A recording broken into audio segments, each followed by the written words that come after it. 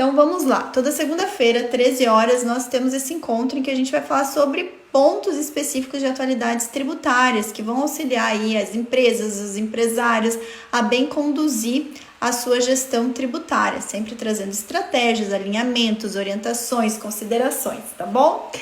E na semana passada, na semana que compreendeu o dia 9 até o dia 15, até sexta-feira, dia 15, nós tivemos uma série de alterações aí, dia 15 não, dia 16, né, deixa eu até ver aqui, do dia 12 ao dia 16, eu que falei errado, gente, semana passada compreendeu o dia 12 até o dia 16, tá, e então a gente teve aí uma série de alterações na legislação, e como a gente teve aí feriado e tal, a gente teve bastante coisa para falar hoje, tá bom? Então tem bastante coisa aqui pra gente poder orientar vocês. Então a gente vai falar hoje de novidades que vão impactar planejamento tributário de PIS, COFINS e contribuições das empresas. Então aí a gente vai falar de posicionamentos do Poder Judiciário, de ajustes na legislação infralegal, né, em normas normativas da Receita Federal e outras coisas que estão vindo por aí, ok? Então, pessoal, vamos lá. Agora acho que tá todo mundo me vendo, todo mundo me ouvindo. Vamos começar aí a nossa live de hoje, tá?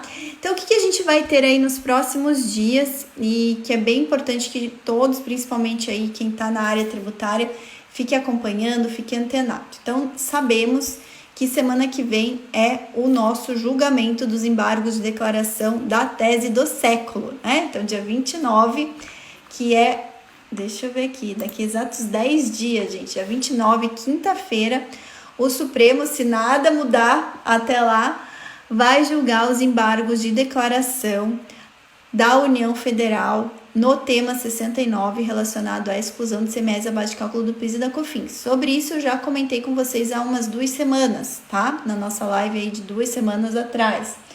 O que tá pegando, tá? O que tá pegando é que a sociedade tá se manifestando e a PGFN, assim, a gente tá vivendo literalmente um cabo de guerra, né? De um lado o contribuinte, de outro lado o fisco, a procuradoria que representa a União Federal, estão ali pressionando os ministros do STF em relação a esse julgado. Por quê?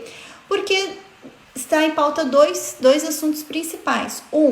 É se o tema 69, que o Supremo lá em 2017 julgou que o ICMS não deve estar na base de cálculo do PIS e da COFINS, qual que é o alcance dessa decisão? Né? Essa decisão ela tem impactos, tem efeitos a partir de quando?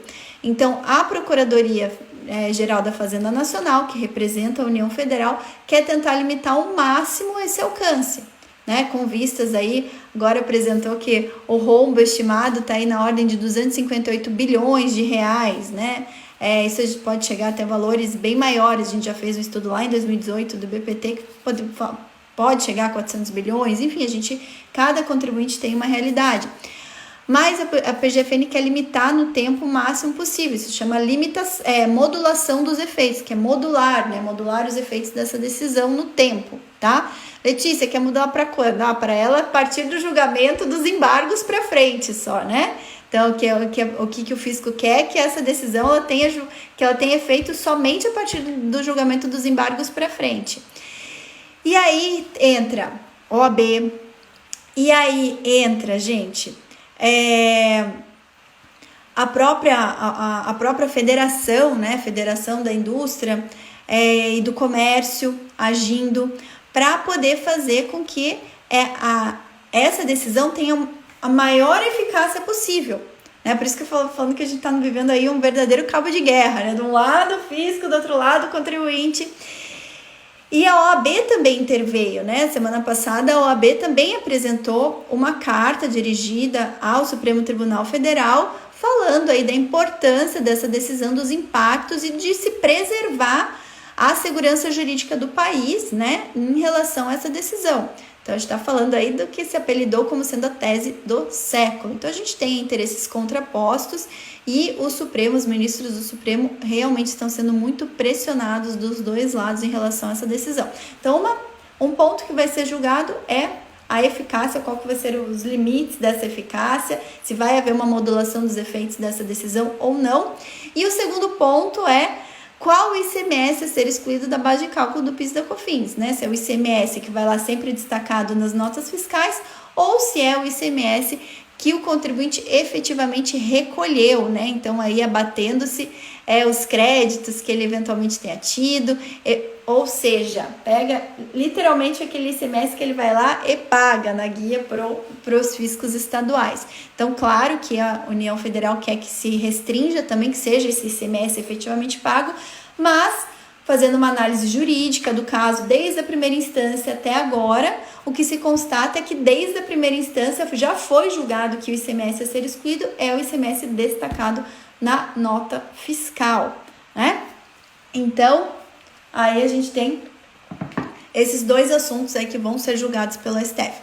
E o que tá pegando lá no STF, gente? Qual que é o quórum, tá? Qual que é o quórum necessário para ser realizado esse julgamento, tá? Então, a gente tem aí a questão da modulação dos efeitos, que o Supremo tá vendo se vão ser necessários 6 ou 8 ministros para julgar isso, para poder aplicar a modulação. Então, isso já dá pistas de que, claro, o Supremo ele está sendo muito pressionado e que alguma modulação dos efeitos ele vai dar.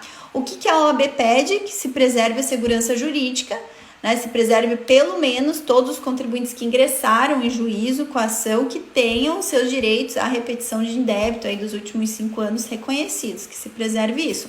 Qual que é a problemática que tem em torno disso? Aqueles contribuintes que não ingressaram com ação judicial, mas já estão aproveitando, já estão excluindo o ICMS da base de cálculo do PIS e da COFINS desde 2017, quando o Supremo julgou isso em repercussão geral, né? Então, esses vão ser os contribuintes que vão estar ali na linha de frente de maior risco, né, em relação a essa decisão, porque o Supremo já está dando pistas e a gente já sabe que há uma pressão muito grande para ele modular, para ele restringir os efeitos dessa decisão. O que seria mais justo, vamos pensar, que ele restringisse os efeitos da decisão a partir, então vamos pensar, ele julgou em 2017 pega os últimos 5 anos, tal, de quem já tinha ingressado com a ação, mas que não modulasse, né, não, que preservasse a segurança jurídica de quem, mesmo após 2017, mesmo sem ter uma ação judicial, que seguiu a orientação em repercussão geral do Supremo. Eu acredito que não vai ser essa a decisão, né? Assim, o Supremo vai restringir isso daí provavelmente a partir de agora, né? Vamos ver como que vai ficar isso aí, pessoal. Não sabemos, não tenho bola de cristal, mas o que a gente tem aí de indicativos eu tô olhando aqui porque o nosso retrospecto tá na minha tela do lado, tá? Então, olha aqui do lado. Então, os indicativos que a gente tem é de que realmente vai haver uma modulação. Temos algumas possibilidades, né? As possibilidades são, ou vai modular os efeitos a partir do julgamento dos embargos de declaração, ou seja, essa decisão só passa a ter efeitos daqui para frente, né? Ou vai modular os efeitos a partir de 2017, que seria o mais justo, então a decisão a partir lá de março de 2017 só passa a ter efeitos dali para frente, não pega o passado dali para trás. Então vamos pensar, se alguém entrou em 2017 sem ação judicial e fez a compensação administrativa, pegando os últimos 5 anos sem ação judicial, tem um risco muito grande agora. A gente sempre falou que esses contribuintes teriam um risco grande, né? A gente sempre defendeu isso, que não se deve fazer uma compensação administrativa sem você ter um respaldo numa ação judicial, né? Porque ainda não é uma questão consolidada, tá? Ou o Supremo vai fixar, sei lá, uma data, como ele fez na questão do DIFAL lá em 2022, né? Vai excluir o ICMS, a base de cálculo do PIS e da COFINS a partir de 2022.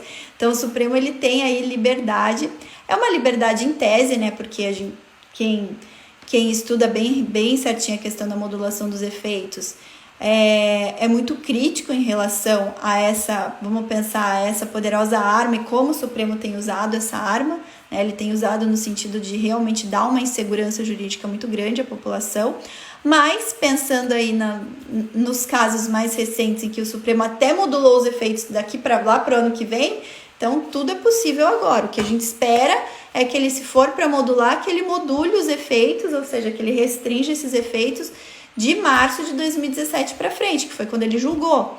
A PGFN quer que ele restrinja pelo menos o julgamento dos embargos para frente, mas a gente entende que isso é totalmente, do ponto de vista jurídico, seria até inconstitucional, né? Não seria uma atitude certa do Supremo, mas a gente sabe, né, que aí tem vários interesses aí em jogo, né? Então, a primeira questão é essa, tá, gente? Então, a gente teve diversas notícias relacionadas a isso. O Supremo tá vendo aí qual que vai ser o quórum para julgar a modulação dos efeitos, a carta da OAB e a manifestação da Federação da Indústria e do Comércio em relação a essa questão. Então, isso aí já foram várias notícias relacionadas a essa situação, ok? Como vocês viram também na semana passada, a gente teve aí só uma noticiazinha rápida, mas só não tem a ver com o nosso tema, mas eu quero só deixar claro aí para vocês. O imposto de renda da pessoa física, que estava todo mundo esperando, foi adiado para final de maio, né? Então, entrega da declaração de ajuste anual ficou para final de maio, então a gente tem aí mais um mesinho aí de fôlego para poder fazer as declarações de ajuste anual, tá? Mas vamos lá, gente. Vamos voltar à nossa questão aí de como orientar os clientes em relação a planejamento tributário de PIS e COFINS. Então, ficou muito claro, tá? Muito claro que hoje quanto mais a gente puder esperar para tomar uma decisão principal depois do julgamento do Supremo, melhor, tá? Por quê? Porque tem contribuinte que já tem ação judicial transitada em julgado, que vai fazer a homologação, né? Vai fazer a habilitação dos créditos perante a Receita Federal. Aí surge aquela dúvida, o que transitou em julgado? Se transitou em julgado, qual ICMS a excluir, né? A gente tem várias situações, teve situações em que ficou claro que o ICMS a excluir é o ICMS destacado em nota, teve situações que não ficou claro, né? Então, dificilmente teve alguma situação que falou que é o ICMS efetivamente recolhido. Eu nunca vi uma decisão judicial falando que é o ICMS efetivamente recolhido, tá? Eu só vi ação judicial não deixando claro, decisão judicial transitada em julgado não deixando claro qual ICMS excluir e decisão judicial transitando em julgado deixando claro que é o ICMS efetivamente, é o ICMS destacado em nota, tá? E aí, qual que é o risco?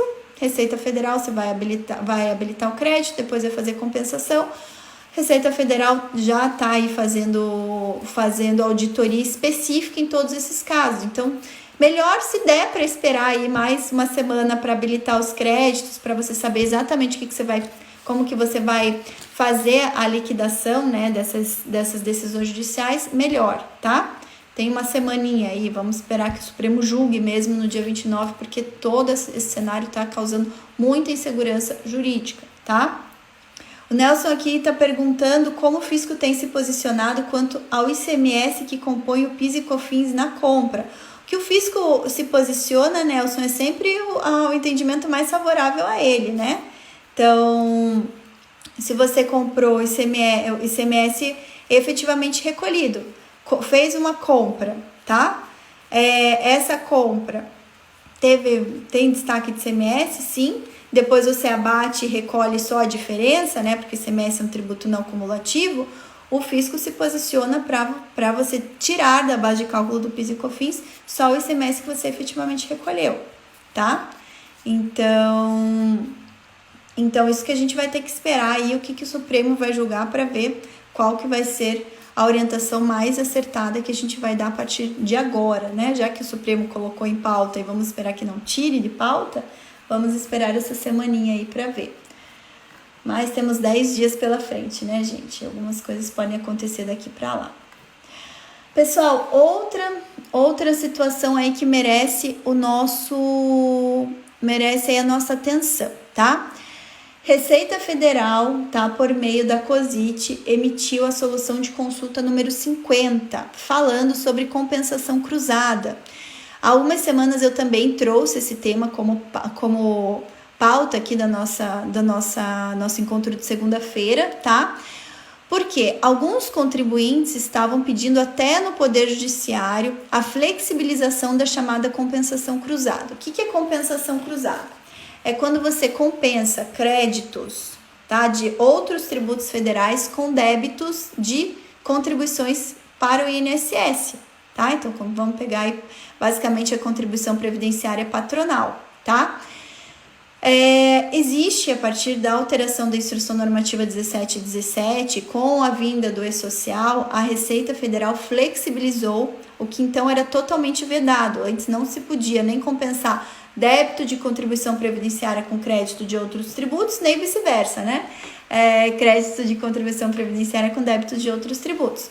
Com a vinda do E-Social, tá, que para algumas empresas entrou em vigor em 2018, para outras em 2019, enfim, teve aquele cronograma de entrada em vigor do E-Social, a instrução normativa que regulamenta todos os pedidos de restituição, ressarcimento e compensação no âmbito da Receita Federal, que é a IN 1717 de 2017, ela foi ajustada permitindo a compensação cruzada, tá, de débitos de contribuição previdenciária apurados a partir da entrada em vigor do E-Social, com créditos de outros tributos também apurados a partir da entrada em vigor do E-Social, tá? Ou de créditos de contribuição previdenciária apurados a partir da entrada em vigor do E-Social, com débitos de outros tributos federais administrados pela Receita Federal também apurados a partir da entrada em vigor do E-Social.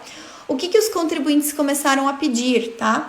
Começaram a pedir que houvesse uma flexibilização disso para abarcar, tá? Para abarcar créditos ou débitos anteriores à entrada do E-Social, possibilitando assim a compensação cruzada, tá?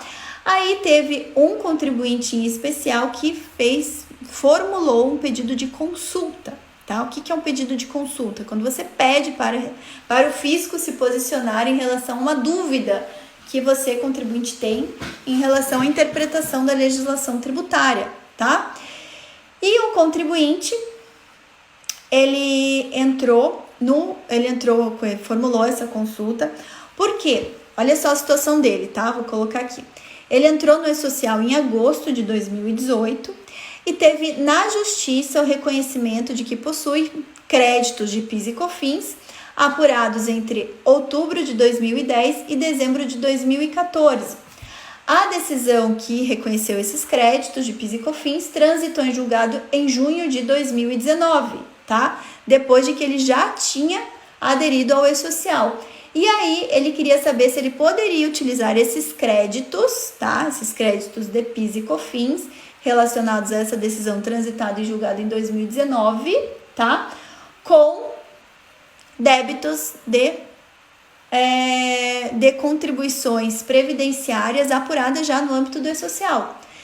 E aí, o que a Receita se manifestou nessa solução de consulta, número 50, falando que não. Então, tanto débito quanto crédito devem nascer depois da entrada em vigor do E-Social. Nesse caso, como crédito tem origem lá em 2010 a 2014, ou seja, anterior à entrada em vigor do E-Social, ele não pode utilizar esse crédito que nasceu antes da entrada em vigor para compensar com débitos de contribuições previdenciárias apuradas depois da entrada em vigor do E-Social, tá?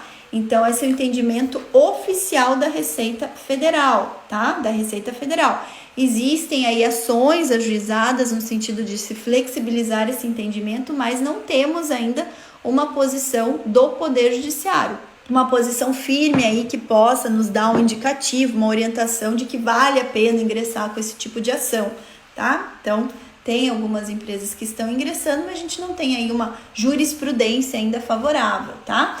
E aqui, como o caso é um caso que envolve sistemas, tá? Conversa de sistema da Receita Federal, vamos pensar antes da entrada em vigor do E-Social, toda a apuração e toda apuração, pedido de compensação, tudo era feito na GFIP, era um sistema totalmente diferente de outros tributos administrados pela Receita Federal, que são feitos lá via sistema PERDECOMP. Eu acredito que mesmo no Poder Judiciário, essa regra não tenha como ser flexibilizada, tá? Mas esse é vamos pensar, um palpite meu hoje, em relação ao cenário que temos hoje, tá? Então, essa é uma outra situação aí relacionada que pode impactar um pouco nas decisões das empresas, tá? Compensação cruzada, antes com débitos ou créditos anteriores à entrada em vigor do E-Social, melhor não fazer, o risco é muito alto. Ou, no mínimo, ingressar com pedido judicial e esperar aí ter um reconhecimento para poder fazer essa compensação cruzada, tá? Então, são alguns contribuintes que vão ter a real necessidade de ingressar em juízo. Outros acabam aí tendo, já que consegue compensar com outros tributos, acabam tendo outros tributos aí para compensar, tá? Mas por que tem nascido bastante essa ideia aí da compensação cruzada, tá, gente? Com crédito de PIS e COFINS apurados aí anterior à entrada em vigor do E-Social. Justamente em decorrência da tese do século, do sistema 69. Por quê? Se o Supremo valida que o ICMS a ser excluído da base de cálculo do PIS e COFINS é o ICMS destacado em nota, muitas empresas vão apurar, então tem já apurado muitos créditos e créditos aí de centenas de milhões de reais. E o que acontece? A Receita Federal também está falando que esses créditos, eles sofrem, para poder ser utilizados, eles sofrem aí um prazo prescricional ali, né, que você pode utilizar dentro do período de 5 anos. E muitas empresas não terão débitos suficientes para compensar com esses créditos aí na ordem de centenas de milhões dentro do prazo de 5 anos. Por isso que elas estão vendo outras alternativas, como compensar com débitos previdenciários, para poder fazer com que essa compensação se exaura em 5 anos, tá? Por conta disso que estão surgindo essas outras discussões paralelas aí. O número da solução de consulta da COSIT é 50, tá? 50 de 2021, ok? Vamos lá, gente, vamos ver o que mais que a gente tem relacionado a esse nosso tema aí, PIS/COFINS e contribuições previdenciárias, tá? Nós temos mais 2 importantes julgamentos, tá? Que estão aí na pauta do Supremo e saíram do plenário virtual e vão entrar aí em julgamento presencial, né? O julgamento presencial atualmente está sendo feito via online também, né? Online, mas ao vivo, que em relação aos embargos de declaração, que tanto nós do IBPT, como o pessoal da ABAT, né? IBPT e ABAT são amicus curiae, como o próprio contribuinte que foi prejudicado, em relação o caso era pleiteando a não incidência das contribuições previdenciárias e de terceiros sobre o terço constitucional de férias, tá? A gente tinha toda uma posição jurisprudencial favorável a essa não incidência. Contudo, o Supremo, quando foi julgar em repercussão geral, ele também mudou o entendimento e julgou desfavorável ao contribuinte para falar que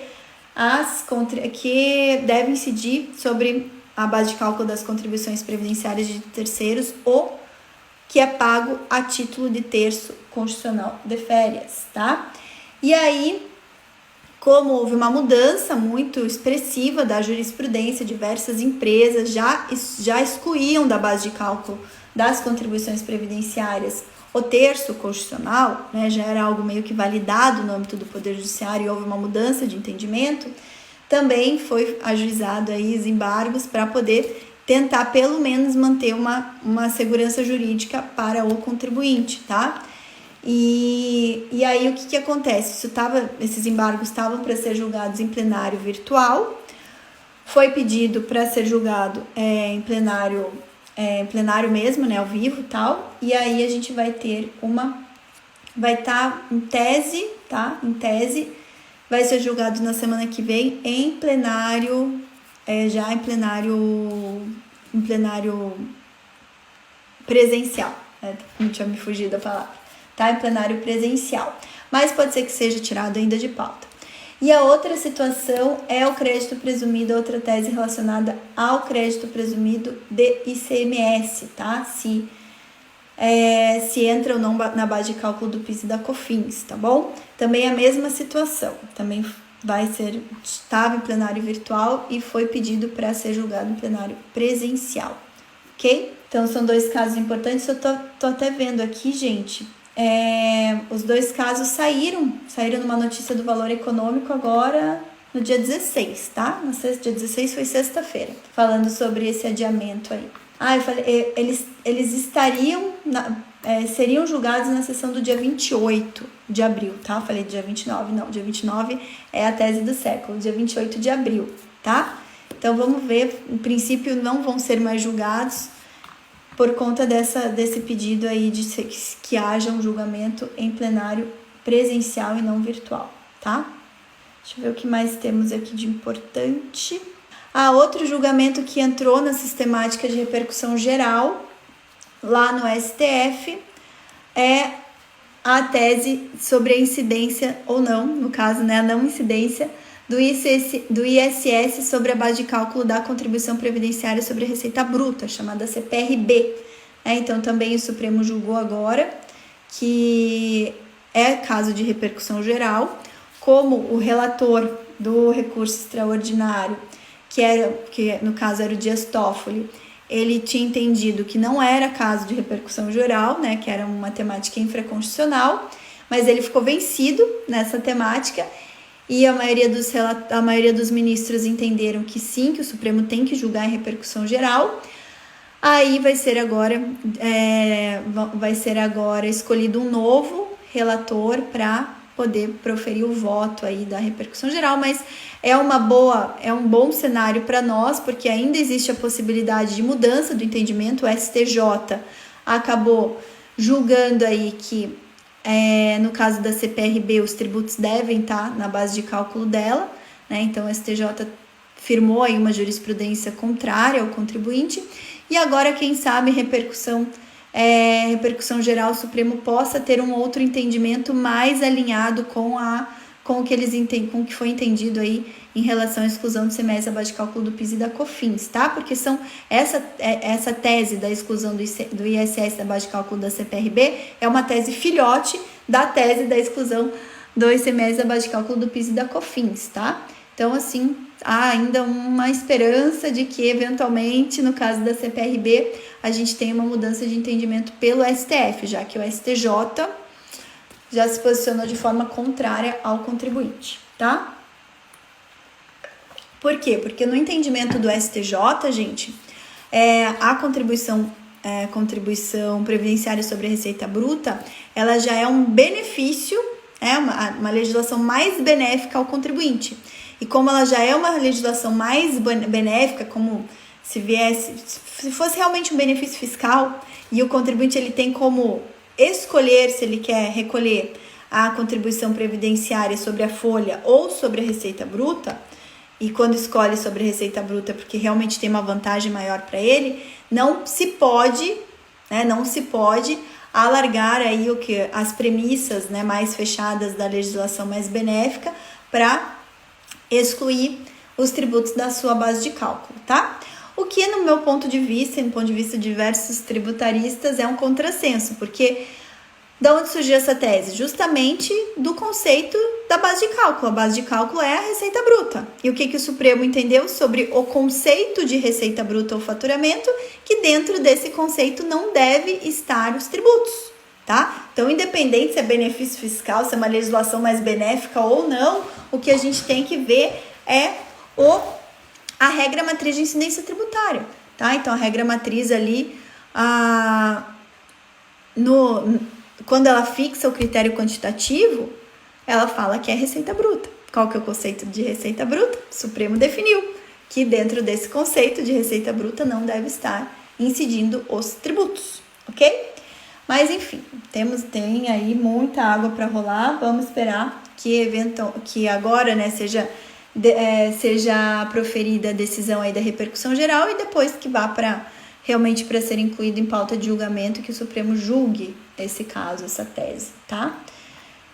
De lá, o que fazer até lá? Continuar ajuizando a ação, né? Ainda é viável esse tipo de ação, né? O Supremo pode vir a mudar o entendimento. Então, a gente tinha aqui para alguns clientes, depois que veio o julgamento do STJ, a gente tinha falado, não vamos julgar, não vamos mais ingressar com ação judicial. Mas agora veio o Supremo falando que vai julgar, ainda tem uma luz no fim do túnel. Então, vale a pena retomar as ações, vale a pena ingressar com mandado de segurança, porque mandado de segurança a gente não leva nenhum risco, né, adicional ao cliente. Então, vale a pena ajuizar mandado de segurança até que o Supremo efetivamente julgue. Por que vale a pena? Justamente por conta da modulação dos efeitos, né? Se o Supremo modula os efeitos aí e dali para diante, inviabiliza os contribuintes de pleitearem o passado. Uma vez que eles têm ação judicial transitando, essa ação judicial garante o direito deles aí de ir em busca do passado, tá? Deixa eu ver o que mais aqui, gente. A outra decisão relacionada a PIS e COFINS também, que saiu na semana passada. Então, é bom a gente manter esse acompanhamento, toda essa atualização, né, dos entendimentos, para a gente poder ir orientando os clientes nos planejamentos tributários, né? Então, por isso que é o tema da nossa aula de hoje.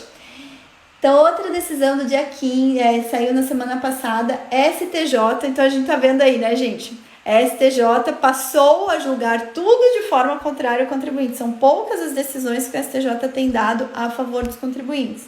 Então, novamente, um outro tema que estava bem dividido aí entre as duas turmas do STJ que formam a primeira sessão, que é que consolida os entendimentos tributários ali no âmbito do STJ. O âmbito do STJ é o que? Matéria infraconstitucional, né? Em relação à possibilidade das empresas que são tributadas pelo regime monofásico de PIS e COFINS e estão no meio da cadeia, tá? Não são as que efetivamente recolhem, ela já vem com o tributo recolhido, ou vem com a alíquota zero, né, nas compras, se podem apurar crédito de PIS e COFINS, tá? Então, aí o STJ entendeu que não é possível apurar esses créditos, tá? Então, qual que era a discussão? A discussão veio por conta da Lei 11.033, que é uma lei de 2004, tá? Uma lei antiga, tá? 2004, tá julgando agora, né? Tá finalizando o julgamento agora, em 2021, mas que lá no artigo 17 da Lei 11.033, prevê que vendas efetuadas com suspensão, isenção, alíquota zero ou não incidência de PIS e COFINS não impedem a manutenção pelo vendedor dos créditos vinculados a essas operações, tá? Aí a dúvida era se esse artigo que possibilitava que mesmo as vendas, né, que fossem efetuadas com suspensão, isenção, alíquota zero, não incidência de PIS e COFINS, garantissem aí esses créditos dessa operação, se esse artigo ele era um artigo feito só para as empresas aderentes ao regime do reporto, né, um regime tributário mais benéfico relacionados a empresas que estão aí, né, vinculadas a atividades portuárias, ou não, ou se seria amplo e geral para todos os contribuintes. O STJ, por meio da primeira turma de julgamento, estava julgando de forma mais ampla, mais benéfica aos contribuintes, falando, não, esse artigo aí é um artigo geral, abarca todas as situações, não só as situações relacionadas ao reporto, tá? A segunda turma de julgamento do STJ já estava com um entendimento desfavorável aos contribuintes. Os tribunais regionais federais, que também julgam essa mesma matéria em segunda instância, antes de ir para os tribunais superiores, eles estavam com um entendimento desfavorável aos contribuintes, tá bom? E aí foi a discussão, como a gente tinha, primeira turma julgando de uma forma, segunda turma julgando de forma totalmente oposta, foi para a primeira sessão de julgamento julgar aí os embargos infringentes, né, os embargos de divergência, para poder acabar com essa divergência. E a primeira sessão de julgamento acatou o entendimento da segunda turma, que é um entendimento desfavorável ao contribuinte, para falar que esse artigo 17 não se aplica a todo e qualquer caso, tá? E para falar que se não há incidência do tributo numa etapa da cadeia, não há como, se não tem incidência, não há como apurar o crédito para as etapas posteriores, tá? E aí, gente, Isso faz muito sentido, no meu ponto de vista, se realmente é uma operação que ela vem sem incidência do imposto. Então, vamos pensar, se ela vem com alíquota zero, vem com isenção do imposto, realmente você não tem como você computar um crédito nas operações subsequentes, tá? Contudo, em relação específica à incidência monofásica, faz sentido sim você ter essa manutenção do crédito, porque você não vem com um crédito zerado, você vem só com um recolhimento para a cadeia toda, tá? Então vamos pensar lá, o elo inicial da cadeia produtiva, que é o importador ou o produtor, o fabricante, ele já recolhe PIS e COFINS para a cadeia toda, tá? Então tem que se preservar a sistemática, a não cumulatividade do PIS e COFINS nessa situação.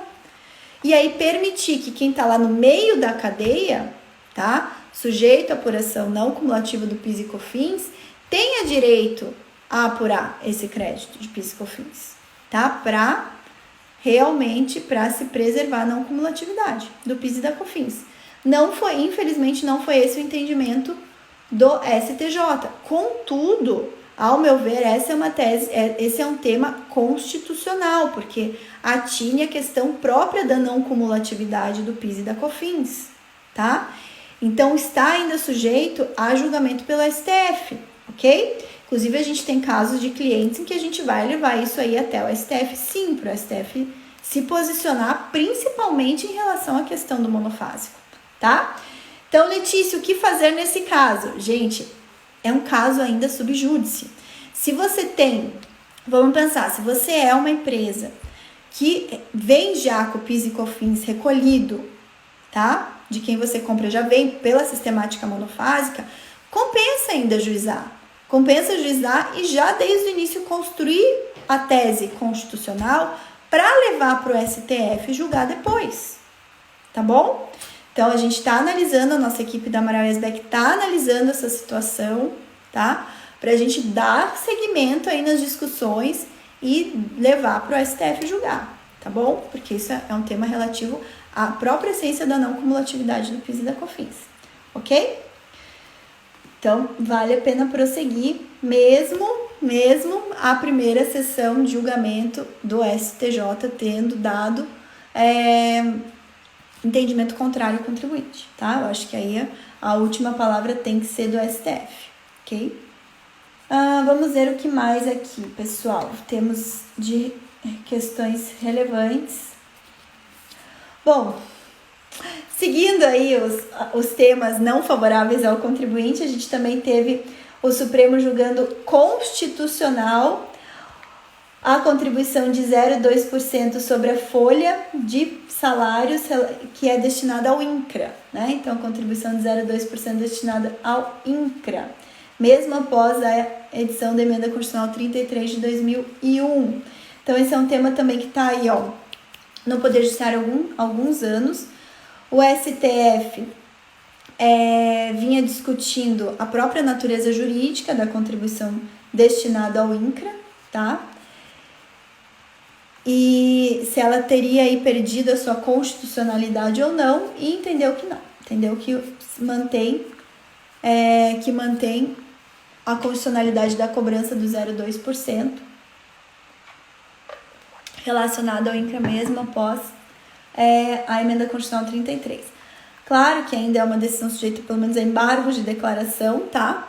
Sempre mais difícil ter uma mudança aí muito expressiva em embargos de declaração, mas é possível ainda, né, que haja alguma mudança, mesmo que mínima, no entendimento. Para vocês saberem, a tese de repercussão geral que foi fixada pelo STF é constitucional a contribuição de intervenção no domínio econômico, tá? Então, aí já está pautando que essa contribuição devida para o INCRA não é uma contribuição social previdenciária, né?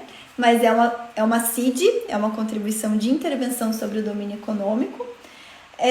Então, é constitucional a contribuição de intervenção no domínio econômico destinada ao INCRA, devida pelas empresas urbanas e rurais, inclusive após o advento da Emenda Constitucional 33 de 2021, que foi a que teve mudança aí, essa Emenda Constitucional, ela mudou o artigo 149 da Constituição, tá?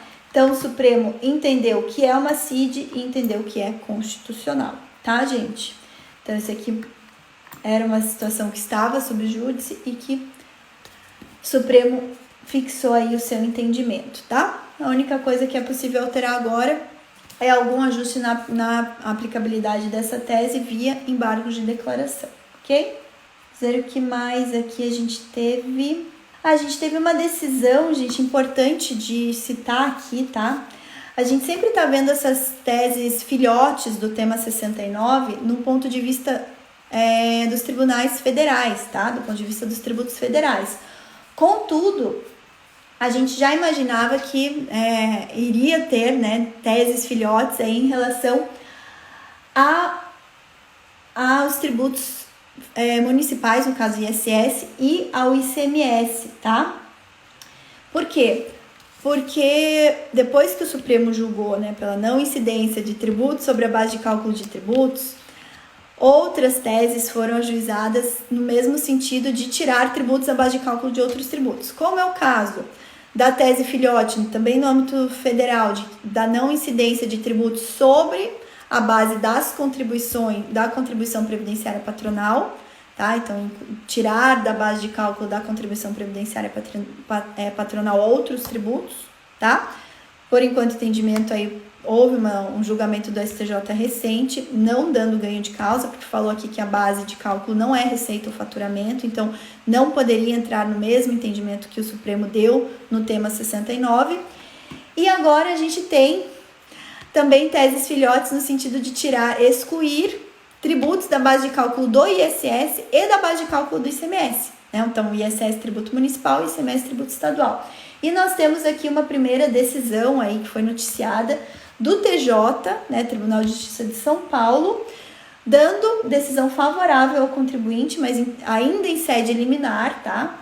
Não é uma decisão final, não é um acórdão, é uma decisão monocrática, tá? De um juiz, né, de um desembargador do TJ de São Paulo, reconhecendo para uma empresa do setor de construção civil excluir o PIS e a COFINS do cálculo do ISS, tá?